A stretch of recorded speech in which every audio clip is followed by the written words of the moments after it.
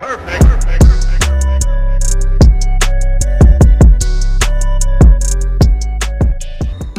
Everyone, welcome to Yadav food factory. నేను మమతా నిఖిలేష్. ఈరోజు మనం బోటీ ఫ్రై ఎలా చేసుకోవాలి సింపుల్గా ఈజీగా ఎలాంటి స్మెల్ రాకుండా అనేది ఈ వీడియోలో చూస్తాను. ఫస్ట్ మనం బోటీ ఏదైతే ఉంటుందో దాన్ని ఒక 2 times వాష్ చేసి అందులో కొద్దిగా పసుపు వేసి ఒక 1 glass 2 glass అన్ని వాటర్ వేసేసి మనం విజిల్ వేసేసుకోవాలి. ఒక 3 విజిల్లు అలా వస్తే సరిపోతుంది. మనకి సాఫ్ట్గా పర్ఫెక్ట్గా కుక్ అవుతాయి. ఇందులో ఉన్నది ఆ డర్ట్ అంతా కూడా వెళ్ళిపోతుంది. సో ఇంకోటి, ఇలా మనం కుక్ చేసుకున్న తర్వాత ఒక 2 నుంచి 3 సార్లు మళ్ళీ వాటర్తో నీట్గా వాష్ చేసుకోవాలి. ఆ పైన పొట్టులాగా వచ్చింది కదా, అంతా పొయ్యేలాగా వాష్ చేసుకోవాలన్నమాట.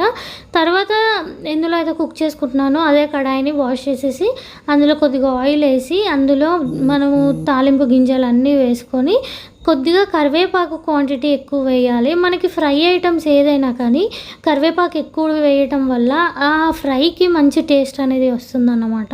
నెక్స్ట్ వచ్చేసి ఒక 2 మీడియం సైజ్ ఆనియన్స్ అనేవి వేసుకుంటున్నాను. ఇది 1/2 kg బోటీకి అండి. మీరు క్వాంటిటీ ఎక్కువ తీసుకుంటే ఆనియన్స్ ఎక్కువ తీసుకోండి. సో పసుపు ఆల్రెడీ మనం బోటీ కుక్ చేయడానికి ఉడకబెట్టడానికి వేసాం కాబట్టి ఇప్పుడు కొద్దిగా మాత్రమే పసుపు వేసుకోవాలి.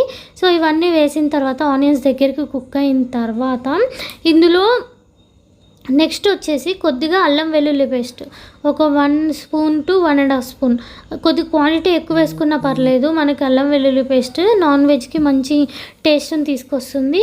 సో ఇది కొద్దిగా ఒక 1 minute మనము ఏమంటారు పచ్చివాసన పోయే వరకు కుక్ చేసుకొని తర్వాత మనం ముందుగా నీట్గా వాష్ చేసి పెట్టుకున్న బోటీ ఏదైతే ఉందో అది ఇందులో వేసేసుకోవాలండి.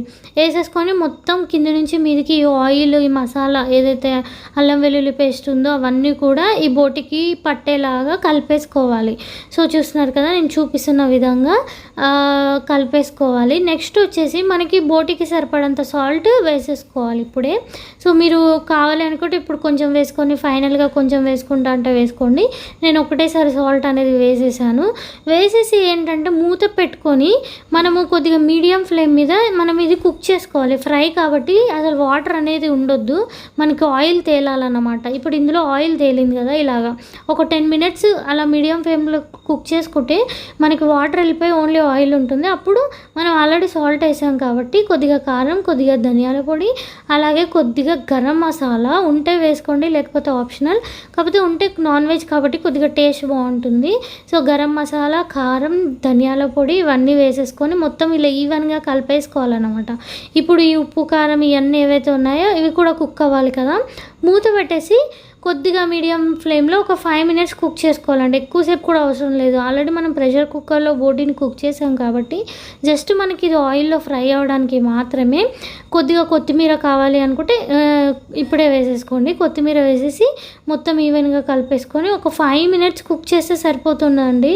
అసలు ఎంత టేస్టీగా ఉంటుందంటే కర్రీ కన్నా బోటీ ఫ్రై చాలా బాగుంటుంది. సాంబార్ కానీ పప్పుచారు కానీ కాంబినేషన్తో కావాలంటే తినొచ్చు, లేదు అనుకుంటే డైరెక్ట్ రైస్లోనే తినేసేయచ్చు. ఇలా మూత పెట్టి కుక్ చేసి ఇలా ఆయిల్ అనేది పైకి తేలుతుంది అంటే మనకి బోటీ ఫ్రై ఆల్మోస్ట్ రెడీ అయిపోయింది అని అర్థం. ఇంకా మనము ఒక గిన్నెలోకి తీసుకొని సర్వ్ చేసుకోవడమే. ఇది వేడివేడి అన్నంలో కానీ లేకపోతే సాంబార్ కాంబినేషన్లో కానీ లేదు అనుకుంటే రోటీలో కానీ చాలా అంటే చాలా టేస్టీగా ఉంటుంది అండ్ చాలా హెల్దీ కూడా బోటీ. సో ఎవరికైనా బోటీ కుక్ చేయడం రాదు, కర్రీ చేయడం రాదు, ఫ్రై చేయడం రాదు అనుకుంటే ఈ వీడియో మీకు చాలా బాగా యూజ్ అవుతుంది. అండ్ ఎవరికైనా మీకు తెలిసిన వాళ్ళకి రాదు అని చెప్తూ ఉంటారు కదా, అలాంటి వాళ్ళకి ఈ వీడియో షేర్ చేయండి, తప్పకుండా యూజ్ అవుతుంది వాళ్ళకి. సో రెసిపీ నచ్చింది అనుకుంటున్నాను. వీడియోని లైక్ చేయడం, షేర్ చేయడం, కమెంట్ చేయడం మర్చిపోకండి. ఇంకా ఇలాంటి మంచి మంచి వీడియోస్ రాబోతున్నాయి కాబట్టి ఛానల్ని సబ్స్క్రైబ్ చేయడం అస్సలు మర్చిపోకండి. ఇంకో మంచి వీడియో వరకు tata, bye bye, love you all.